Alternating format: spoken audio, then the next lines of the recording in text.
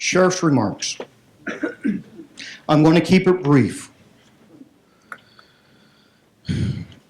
I have the honor to stand up here, represent some great people, represent all of you.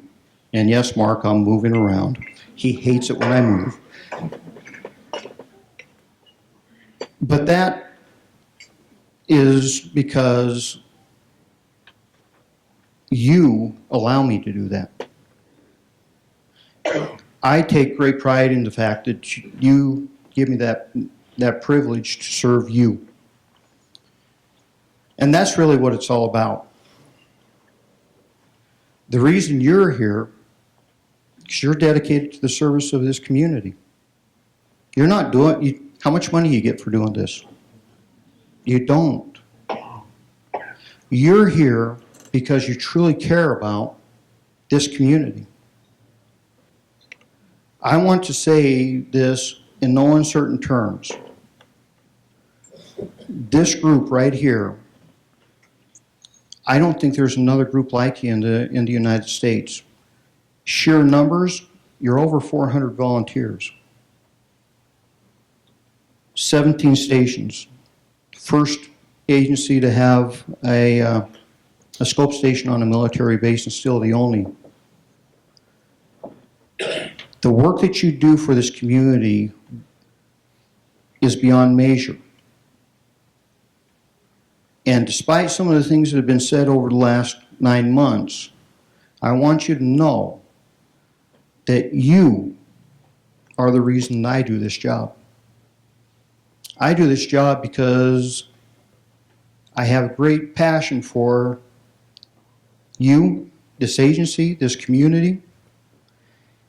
And at times, it really bothers me when I hear people talk bad about y'all in any way, shape, or form. I've often told people, especially in the political realm, it's okay to bash on me. That's what I signed up for, I think. It's not okay to bash on any of my staff. It's not okay to bash on any of my volunteers. You do an amazing job that needs to be recognized. I am concerned about our nation. I'm very deeply concerned about our nation. Folks, if you would have told me that there would be a time in my career that I'd be worrying about, should I have my scope volunteers wear a uniform?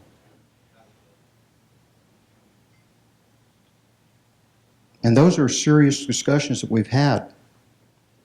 Should we allow you to wear a uniform? Now, why is that?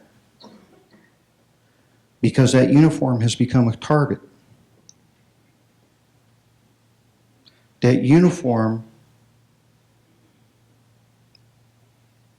used to be and stand for something very, very special, and it still does. But you have groups out there that are trying to marginalize that. More importantly, they're assassinating the men and women that wear that uniform. We got lucky this weekend, folks. Had a gun not jammed in California, you'd have had 2 more assassinated police officers. We didn't get so lucky in Fairbanks, Alaska. I'm not sure of the status of that officer. But we have had those discussions. Should we allow you to be in uniform? Should we allow you to do citizen on patrol? I've left that pretty much up to you. And the reason I left it up to you is because we're Americans. We don't hide. We don't run away. We do what we have to do. And I'm so proud to see you wear that uniform and continue to wear that uniform. Sooner or later, leadership is going to have to stand up and say enough of this divided house. Sooner or later, we're going to have to go, you know, it says the United States of America. not Democrat, not Republican. Matter of fact, they're not even mentioned in the Constitution. George Washington warned you about parties. Don't do it. You'll divide the nation. Well, guess what?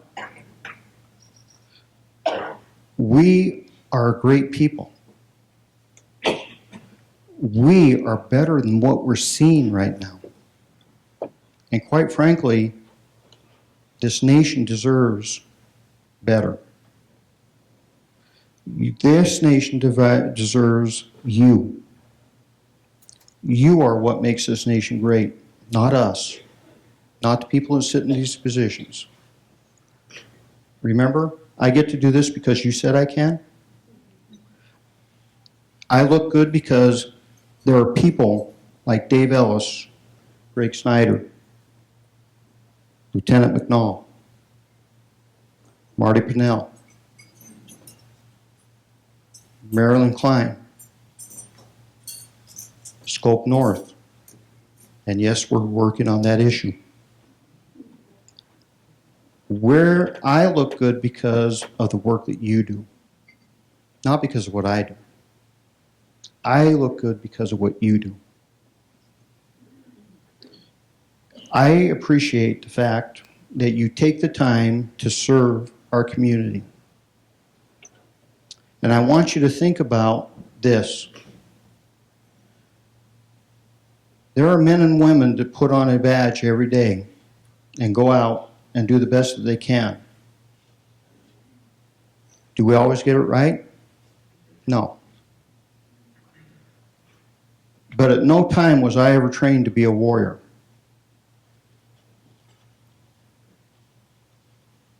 I wear a SWAT pin. I was never trained to be a warrior during SWAT. Matter of fact, the definition of a properly run SWAT operation is what, Jay? No one gets hurt. Suspect, victims, or us. We're not out there being heavy-handed, but there are those that do cross the line. That's my responsibility, folks. That's every law enforcement leader in this nation's responsibility, that if we cross the line, we deal with that. And thank goodness there's only 2% that cross that line. You go find another industry that can match that. You can't. Why? Because we hold our own accountable. We need your voice now, more than ever, in our community. We need your voice to counter these loud voices that are saying that we're not living up to our end of this. Because I know for a fact that the majority of the American people still believe in the men and women that wear the badge. But it's time for law enforcement leaders, and I made Time Magazine this issue, because I'm standing up and saying, you know, this national rhetoric is wrong. And what's happening here in the state of Washington as far as law enforcement training is not all it's being hyped to be.